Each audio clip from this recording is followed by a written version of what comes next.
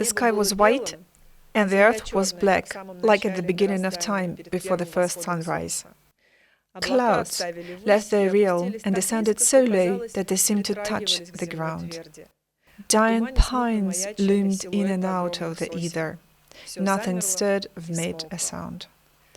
This is how the prologue of Juhea Kim's book Beasts of a Little Land begins, for which she was awarded the prestigious Yasnaya Polyana Literary Prize in October 2024.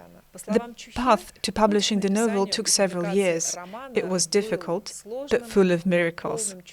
According to her, at the moment when she most wanted to give up, something magical happened that helped her move towards her goal. Dear friends, good afternoon.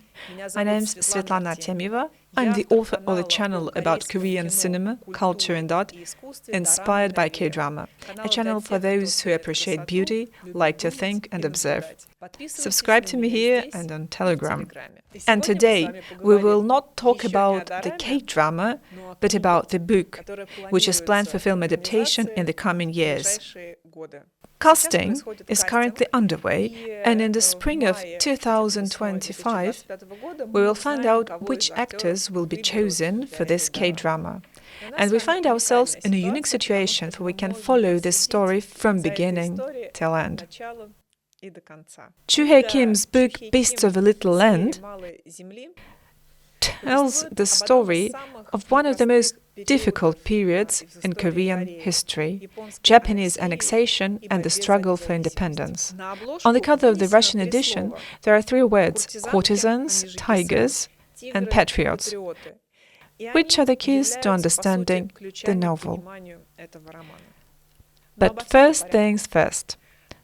One August evening, I decided to write a letter to the writer Juhea Kim, requesting a video commentary for my Telegram channel using the feedback form on her website.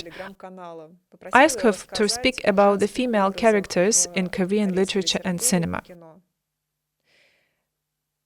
And on Monday afternoon, I received it from a distant London. The answer was yes. You can't imagine how happy was I at that moment. Exactly a week later, I had a 3-minute comment in my email. Let's watch the video together. Hi, my name is Juhea Kim, and I'm the author of Beasts of a Little Land. One of the questions I've been asked a lot from world readers is, why did you choose to portray Korean courtesans or kiseng? And this question made me realize that there is an unfair, heavy burden placed on people who want to portray complex Asian female characters that there isn't for their European counterparts. As you know, La Traviata, Manon Lescaut, Lady of the Camellias, these are all iconic works in the Western canon, whereas I think portraying Korean female characters in morally complex situations is seen as a colorful and maybe provocative choice. But the Korean courtesans actually had a far greater role to play than a sensual role in our history. They were some of the most intellectually, artistically accomplished women, as well as very few women who were financially independent and also enjoyed romantic freedom. And two of the most celebrated female characters in our history are courtesans. And their names are Nonge and Gaewolhyang. And they were both 16th century courtesans who seduced and killed Japanese generals in much the same way as Judith and Holofernes myth in the Old Testament.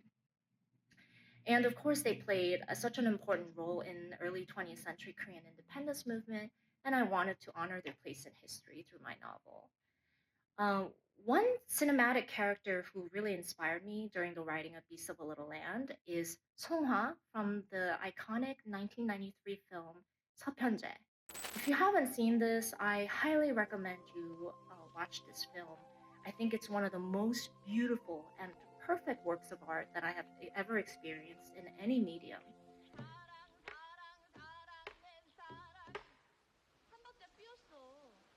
And in this film, Songhwa is a traveling singer in the immediate aftermath of Korean independence.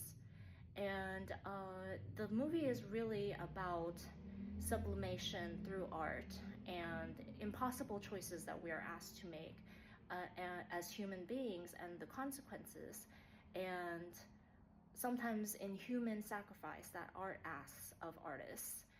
And Songhwa is not trained as a kisang, but she is an incredibly talented singer. And in one scene, she does go to a banquet as a part-time kisang. And while writing Beasts of a Little Land, I used to listen to the soundtrack to this movie on repeat, hoping that some of her spirit would make it into my book.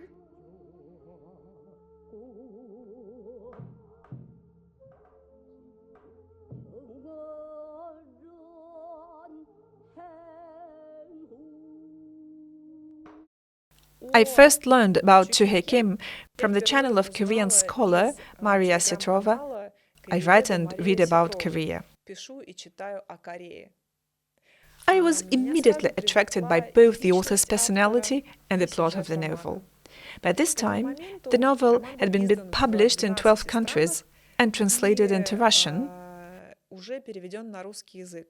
However, the cover had not been chosen yet. Juhea Kim was born in Incheon and moved with her parents to Portland at the age of 9. She graduated from the Princeton University with a degree in art and archaeology. In December 2021, her debut novel, Beasts of a Little Land, was published. It was written in English, which became Juhea's native language. And her first and last name are also put in Western style, Juhea Kim. Juhea has been interested in Russian culture since her childhood. She studies ballet, she listens to Rostropovich, she plays works by Prokofiev and Tchaikovsky. She loves Russian literature, especially Tolstoy, Mayakovsky, Akhmatov, Bulgakova. And in fact, she wanted to call her debut novel Love and Time. However, her agent suggested the option Beasts of a Little Land. And Juhea agreed, because she is very sensitive to the environmental protection. And by the way, she donates part of the fee to the Phoenix Foundation, located in Vladivostok, which supports biological diversity in the forest. We meet the main character, named Jade, when she is very young. At the age of 10, her mother brings her to the Kisang house as a maid. However, Jade is accepted for training, and after some time she goes to Seoul. There she meets the boy named Nam Chonho, an orphan, the leader of a street gang, who later becomes a fighter for independence. And already, when Jade becomes an artist, another young man appears in her life. Very attractive, from the impoverished Kim family named Kim Han-chol. And a relationship begins between them, which we will observe until 2064. In an interview, the author notes that in her novel, the concept of chon, a feeling of affection and emotional connection, is very important. And also, between the different characters in the novel, the chon will constantly evolve over the decades. Another leitmotif of the novel is the hunt for a tiger and the image of a tiger. In general, the tiger is extremely important in Korean mythology. He is a regular guest of folklore, legends, myths, and of course the paintings that we can see on the cover. But unfortunately, in the 20th century, tigers were exterminated in the territory of the Korean peninsula. If we look at the Korean peninsula, it also remembers the outline of a tiger standing on its legs. Therefore, you can understand how important it is in people's mentality. The novel is rich in heroes, themes, images, events, It's all very colorful, and I'm very interested in how it will be filmed, because some things are very easy to describe, but difficult to show. But here, on the contrary, it seems to me that it should turn out very beautiful, because cinematic language conveys the inexpressible in the text well. However, let's return to the topic of the miraculous with which we started. There is very little time left until the new year, and I think it's good to talk about the miracles now. I asked Juhea to tell me what wonderful things happened on her way, what moved her forward.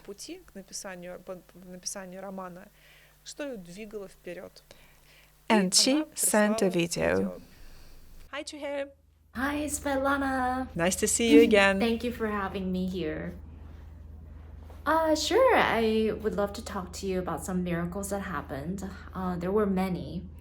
The first miracle that happened while writing and publishing Beasts of a Little Land was when I was really struggling as a writer, and it was late 2015, early 2016. And I had just begun working with my agent, and I didn't know how I was going to pay my rent or buy my food. And she told me that I needed to start writing a novel. And when I heard this, I was crushed, because of course there are no guarantees when you start writing a novel that you're ever going to publish it. It takes a really long time, and it's not going to help you pay the next month's rent.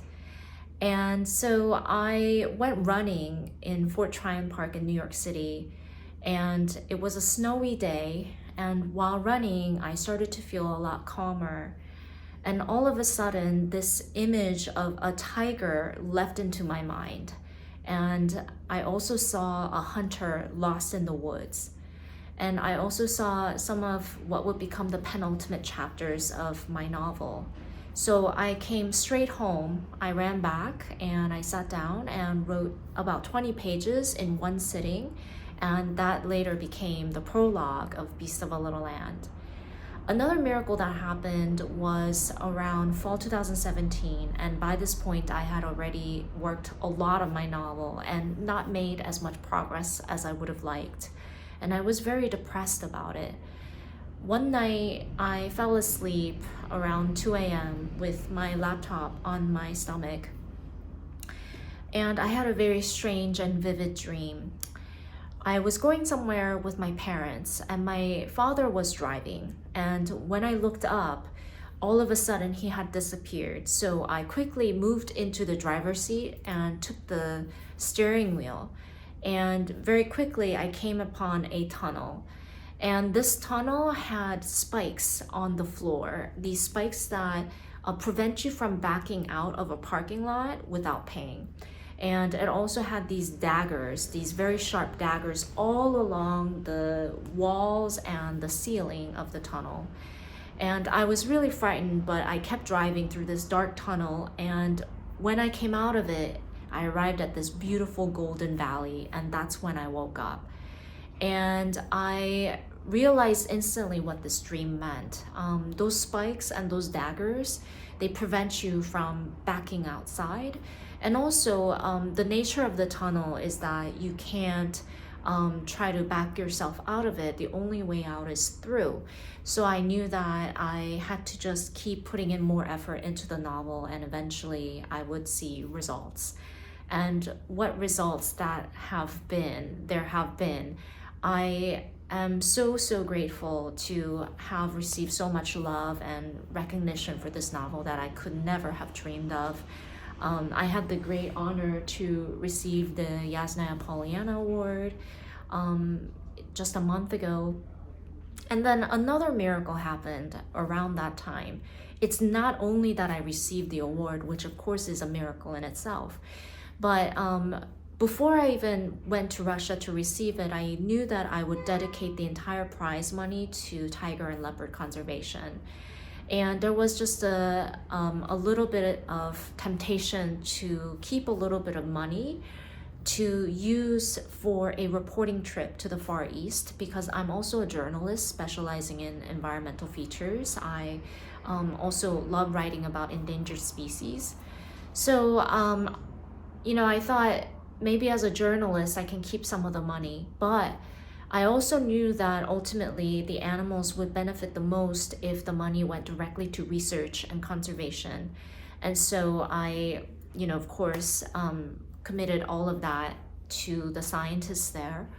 And just 2 days after the award ceremony, I was having breakfast with the Korean ambassador to Russia, and he very generously invited me to do some cultural and ecological diplomacy next year.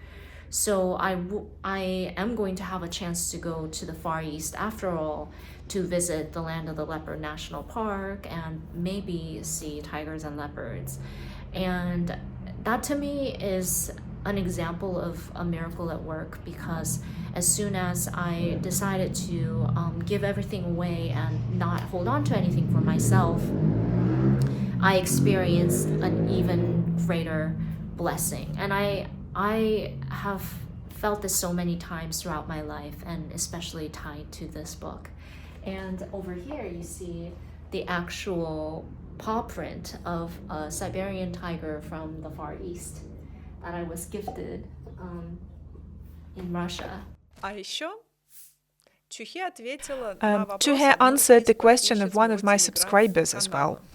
Yes, I would love to answer this question of what is the relevance of the Korean people and the tiger, and how do we identify with the tiger.